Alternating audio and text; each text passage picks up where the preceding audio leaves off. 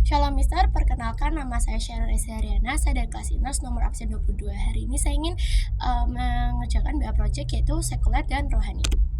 Lagu pertama tersebut secara original mengisahkan tentang apa? Dari lagu You Raise Me Up mengisahkan tentang bapak yang menulis lagu ini bernama Josh Groban. Beliau memberi lagu ini untuk mamanya yang sudah meninggal. Di lagu ini menceritakan bahwa saat dia terpuruk, saat dia jatuh, saat cobaan atau masalah datang, mamanya selalu menguatkan dia. Dalam musim hidupnya, mama selalu ada bersama dengan dia. Saat mamanya menemani dia bisa berdiri tegak di atas gunung-gunung yang tinggi atau gunung-gunung masalah yang dihadapi. Dia juga bisa berjalan di tengah badai yang sangat hebat karena mamanya yang menemani, dan dia bisa kuat dalam dekapan mamanya. Bila lagu tersebut dinyanyikan dalam acara Kristen di gereja, apa makna rohaninya? Makna yang bisa kita dapat adalah mungkin lagu ini diberikan untuk mengenang mama dari Bapak Josh Groban. Kita dapat memaknai lagu ini dengan sikap hati yang berbeda. Kita bisa mengganti yang awalnya diberikan untuk mengenang sang ibu Josh Groban, namun kita mengganti sikap hati dari pengertian itu. Dengan mengarahkan hati kita kepada Tuhan, makna yang bisa kita ambil bisa sama dengan makna yang diberikan sang ibu.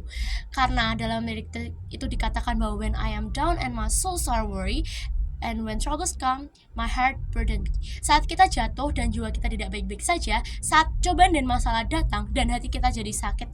Lalu di liriknya juga dikatakan, then I am still and wait here in the silence until you come and sit a while with me.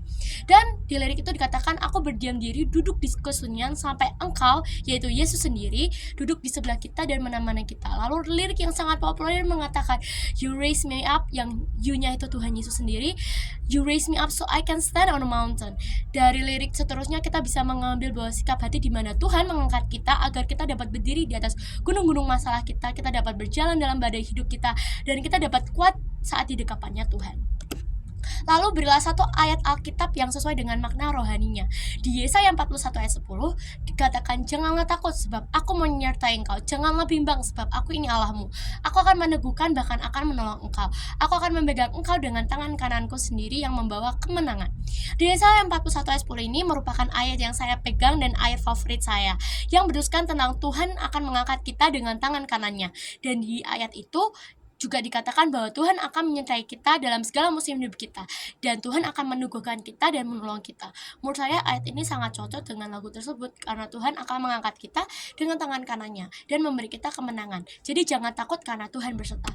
Di refleksi saya mendapatkan bahwa dari lagu ini Tuhan akan selalu bersama-sama dengan kita dan akan mengangkat kita waktu cobaan dan masalah datang. Saat kita terpuruk, bahwa saat kita jiwanya tidak baik-baik saja, Tuhan akan terus angkat kita dan selalu bersama-sama dengan kita. Lagu yang kedua secara original mengisahkan tentang unconditional love, yang itu cerita umumnya tentang bagaimana diri kita mencintai seseorang terlepas dari kekurangan atau kelebihan mereka. Katy Perry meyakinkan sang kekasih tentang kesedihannya untuk menerima dia apa adanya. Di awal Katy memulai dengan mempertanyakan apakah dia benar-benar menemukan bagian dari kekasihnya yang mungkin masih tersembunyi darinya. Dia mengakui bahwa dia menyadari ketidaksempurnaan pasangannya dan belum tentu akan tergerak olehnya. Dia menyebutkan cucian kotor yang mungkin merupakan sebuah metafora yang mewakili sifat jelek, karakter jelek pasangannya, atau secara harfiah untuk menandakan bagaimana dia tidak bisa mencuci pakaiannya secara teratur. Ini adalah sifat-sifat yang ingin dia tangani karena cintanya padanya lebih dalam dari hal itu. Dia menjanjikan kekasihnya cinta abadi yang siap menanggung semua jebakan yang mungkin muncul dalam hubungan. Orang biasanya menyembunyikan sisi ketidaksempurnaan mereka dan hanya memamerkan sifat baik mereka kepada kekasih baru mereka. Dia berbicara tentang mengantarkan kekasihnya melewati badai, yang merupakan istilah yang banyak digunakan untuk menggambarkan sejauh mana seorang akan pergi untuk orang yang mereka cintai. Sama seperti badai, saat-saat buruk bisa penuh dengan angin kencang dan hujan, tetapi seorang kekasih bisa membuat semuanya menjadi lebih baik. Bila lagu tersebut dinyanyikan dalam acara Kristen di gereja, apa makna rohaninya? Tuhan akan mencintai kita tanpa syarat, seperti di lagu itu dituliskan bahwa mau sikap baik atau jeleknya kita di hadapan Tuhan, Tuhan mau terima kita apa adanya. Bukan ada apanya. Di lirik ini juga dikatakan, open your heart and just let it begin. Kita hanya perlu buka hati kita dan terima Tuhan karena Tuhan sangat mencintai kita. Lalu berasal satu ayat Alkitab yang sesuai dengan makna rohaninya. Di Roma 5 ayat 8 dikatakan, tetapi Tuhan menunjukkan betapa Dia mengasihi kita dengan memiliki Kristus mati bagi kita. Meskipun kita berdosa, Terjemahan CEF.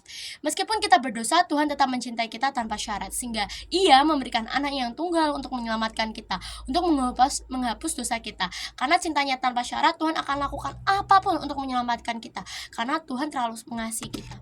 Refleksi yang saya dapat adalah Tuhan sangat mengasihi kita dalam segala keadaan kita, dalam segala jatuh bangunnya kita, Tuhan tetap ada bersama dengan kita, dan Tuhan selalu mengasihi kita karena cintanya Tuhan itu tanpa syarat. Namun kita sebagai manusia kadang mencintai Tuhan jika kita dapat untungnya saja, atau karena Tuhan memberi kita berkat. Namun Tuhan selalu mengasihi kita tanpa syarat, yaitu unconditionally love.